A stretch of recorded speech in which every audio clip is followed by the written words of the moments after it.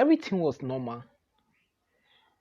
I was having myself well coordinated while growing up until I discovered that my late years in primary school became something else. Like I didn't understand what was happening to me. I just discovered that my attention towards the opposite sex was becoming somehow. I wasn't getting myself. On sighting a curve girl, I would be somehow moved. Like I started becoming more conscious of the opposite sex, paying attention to them. Like I started noticing how beautiful they were, how I could make good friends to them, and how we could hang up together and have nice times. Few days ago, I uploaded a video on a stage of that is I uploaded a video about the homogeneous stage, talking about how we relate with our peers, how we hang out together during this stage, that is the age between 11 to 14. Today, I'm going to be talking about the transition stage, which is the stage between the homogeneous and also the heterosexual stage, the between, what happens, what transpires our actions then, how to go about it, the solutions to the problems faced at this stage. My name is Daniel Elisha Avakov. I'm a sex educationist. A few days ago, I uploaded a video about how to go about your homogeneous stage. If you haven't watched that, I will encourage you to go back and watch the video. Before I proceed, I would like to tell you to please smash the subscription button down, switch on the notification button so as never to be excluded anytime I come up with a new video. So today I'm going to be talking about I'm going to be talking about the transition stage rather. This is the stage whereby we start paying attention to the opposite sex, like our attention starts moving towards the same sex, to the opposite sex. Like we start seeing each other as people who we can hang up with, we can make friends with, we can chill out with. Like we start developing interest of having girlfriends, having boyfriends. If for a girl, this is the stage whereby the active sexual hormones in your body starts manifesting in you. This is a stage whereby you start becoming conscious of yourself. If you were used to maybe taking baths outside, you become conscious of yourself. Like if anybody should touch you anyhow, you'll be like mad, somehow mad at the person, like, why are you touching me this way? Why are you doing this to me this way? Why are you doing that? So as parents, what are you to do to your children at this stage? I'm going to explain everything in details in this video. Come with me. So while growing up, I discovered that during my homogeneous stage, I was so convenient with my peers of the same sex. Like when back then in primary school, I can recall back vividly. I was convenient with them. Like we do hang out together after school. I wait for them. We'll come back together after school at home. We'll play together. Though my father was a very strict disciplinarian, but I call that anytime he's not around or he's sometimes sleeping, we'll sneak out to go and play with our friends. It happens to every home though. So we sneak out to go and play with our friends, and I discovered that then we're having everything in common, like playing together, doing so many things in common. Until at this stage, I discovered that my attention started shifting from the same sex to the opposite sex. Like on sighting a beautiful girl, I'll be like, wow, she's beautiful, she's got nice curves, like her hair is nice, her everything is nice, stuff like that. So this is the stage whereby we started discussing, having discussion, a group of discussion with my peers. Like I do talk with my peers then of the same sex, like, oh, like yesterday this is what happened between this girl, between that girl, this girl, that girl, like what happened, like my this friend of mine asked this girl out and she was like, oh, I'm not yet interested, stuff, this type of discussions are common to us at this stage because it is a stage whereby we start becoming conscious of the opposite sex. So what are some of the challenges faced at this stage? If you're not careful, this is a stage whereby we tend to experiment almost everything we have been learning, either from movies, we've read from magazines. Now the internet is so common. Several things exposed on the internet, like what we've been learning on the internet for years, what we've been exposed to, what our friends has been teaching us or have been discussing with us during our homogeneous stage. This is where we tend to like experiment because the sexual hormones in us are becoming active, and we tend to experiment this. If we're not careful at this stage, and then we lose guard. Let me put it that way.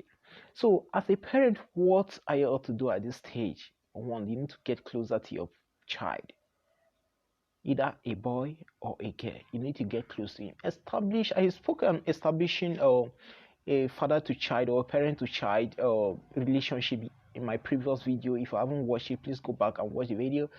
It's this is a stage whereby you need to really get close to your child, either your daughter or your son, because that relationship is there. We need our parents to educate us at this level, because most of us have a myopic view about how our body is reacting to this. I recall back then vividly that nobody ever sat me down to tell me about all these things. Like, I personally was always concerned about the changes in my body occurring to me at this stage, like this transition stage. It was like, what am I always up to?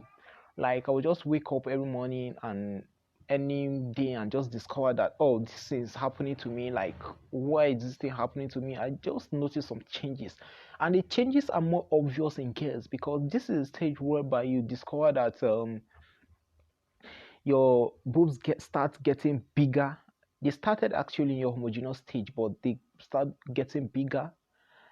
Your vagina also starts getting expanded, like getting big, and stuff like that. So you become conscious because you are already planning of becoming a woman or a man, ready for anything that comes your way.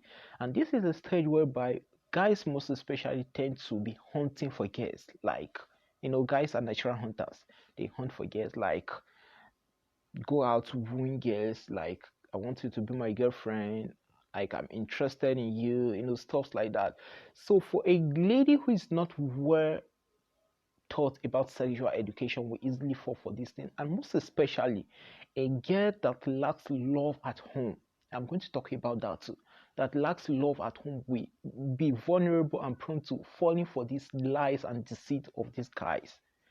So, how are these things going to be corrected? On the lady's part, it is left most especially for the mom, though it is the responsibility of both parents to give the child, the daughter, a right sex education at the right time. You know, so many parents make this mistake of, saying my child is too young, he or she is not ready for this type of talk at this moment. But trust me, with the way the world is going now, so many people are exposed to so many things. Like, we, most especially in this our generation, we are exposed to so many things in this 5G, let me say 5G generation. The internet is there with just a click of a button on your phone. Like, you can access anything at any time, anywhere. So we are exposed to a lot of things. Like, when is the right time for you to start teaching your children this right sex education? That is the time they start talking. Like, just teach them that nobody should touch you in this part of your body. Like, nobody should do this to you. This type of touches are not right. You have to be conscious about yourself. Teach that high. Researchers have already told us over the years that a child that has been taught sexual education at home by the parents, either by the parents or the guardian or a caregiver, is more likely not to be abused sexually by an outsider. Because you, as an outsider, you'll be conscious of yourself, like, this child is very vast in this area of his or her life. Like, if I should do anything wrong to this child, he or she will expose me. Like, it will be like, he touched this place, he touched that. But we make mistakes of saying, calling sensitive part, maybe like your breast or your buttocks or your penis or the vagina or the cleats, or let's say some sensitive part of our body, just calling them private part. Like, excuse me, what do you mean by private parts? Of course they are private parts, but the child needs to know the names of these private parts. And if you are not mentioning them to them, how are they going to know? So You need to give your child proper education so as not to be exposed to an outsider for abuse, because a child that has the right home sexual education is not likely to be exposed to a vulnerable person outside. For the guys, how do you go about them? You know, over the years, we've had series of abuse in relationships, series of killings, series of robberies, and so many crimes that are happening in our society now. I know like 90 or 95% of these crimes, let me see, are guys. And how do you go about that? They are from homes. In one way or the other, they were giving birth to by parents, the father and the mom. So how do they go about maybe swerving to the other side to go and become maybe armed robbers, rapists, cultists, and burglars in our society? It is because they lack proper home training.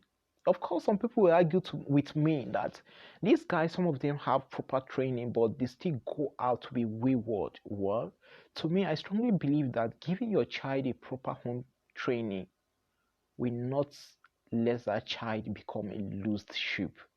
I believe that. You know why? Some people believe that the same model of parenting I used on this guy that works, on my first son that works, let me use it on my second son too. No, we human beings are different. You might decide to be maybe hard on your firstborn and it will work. That method of parenting might not work on your second-born. We in this part of the world, Africa, I'm talking about Africa now, we tend to correct our children sometimes with cane, like whipping them to correct them whenever they are wrong. But trust me, while growing up, I was being beaten a lot, but that is not what changed me. Sitting me down to speak with me, maybe make a dialogue with me, make me understand why this thing is wrong or why I shouldn't do that again, was the best mode of correcting me then. But my dad made a mistake of using just a singular mode of parenting for we all in the family. We are a family of 7. I'm the sixth born. And he used a single method for us all. And it didn't work. That beating method and the strict method did not work for majority of us, although it worked for some, but it didn't work for all. So at this stage, you need to be very careful. Parents, you need to draw your children closer to you. You need to make them understand the reason why they shouldn't do some things, the reason why it is not right for them to be in a relationship at this stage, the reason why it is not right for them to go about doing some things at this stage. You need to make them understand, not just being strict for them. In this part of the world, we're so terrible, most especially parents. Let me hit that's that aspect very well. Parents sometimes they can be so funny. Like, they tend to be hard on children, and trust me, let me tell you this truth. If you are a strict father or a strict mother, just know that 90% of what your child is doing, you know nothing about. If the child is still under your roof, just trust me that he or she is just waiting to get outside the home and show the type of person he or she is. So you need to be receptive, like be accommodative. Don't be hard on your children that much. I'm not saying we shouldn't correct them when they're wrong, but do that in the right proportion on what your child responds to. Not every child responds to beating. Not every child responds to talking, just sitting them down and talking, correcting them in love. But every child needs love. And this is the most critical aspect of the life of every child. At this time, they need love. They need acceptance. They need correcting. Like, you need to make them understand the reason why they shouldn't do things. So that I believe you will be able to correct them. So I'm going to tell you a little about this stage. That is the transition stage. The transition stage is between the ages of 15 to 16 years of age. At this stage, your attention shift to the opposite sex. You want you know, you want someone to share your fears, anxieties, and problems with. This makes you get close to the one that suddenly becomes your intimate friend. Like, you pay attention to the opposite sex at this stage, and someone that develops interest in you, you'll be like, oh wow. You make that person your very close friend, and that is a stage whereby so many people fall into the wrong hands. They fall into the wrong hands. So somebody that show a little interest, or maybe just a little or tiny interest in you, then you tend to fall for that person, and make that person your very close friends. You become vulnerable to the person, you expose yourself to, you share so many sensitive things about your parents if they're not doing well, about probably your past relationship or stuffs at this stage. Yeah, at this stage. So so this makes you close to the one that suddenly becomes your intimate friend. Many will become very moody and sometimes want to stay alone because they find it difficult to cope with the very powerful sexual desire arising from these new intimacies. Yet there's still a third stage, and that third stage is the heterosexual stage, of which I'm going to make a video on very soon, and it will be available on this channel. And that is the reason why I'm encouraging you to click on the notification button, click subscribe to my YouTube channel, so that anytime I am uploading the next video, you'll be so. This stage is also a stage whereby we tend to be moody, most especially girls. It is as a result of the hormonal changes in them, moodiness. You discover that your girl child will just withdraw inside the room. Sometimes she will just be there alone, not talking to anybody at home, not talking to the siblings, not talking to the parents, not talking to the stewards at home. Sometimes she might feel not to get to school. Sometimes if you ask her, she might not even be conscious of what is happening to herself. But trust me, these are hormonal effects in the life of a woman, and we need to learn how to cope and understand with all these challenges. So expect my next video. Thank you all for paying attention and watching to the very end. I remain Daniel Elisha Avaka.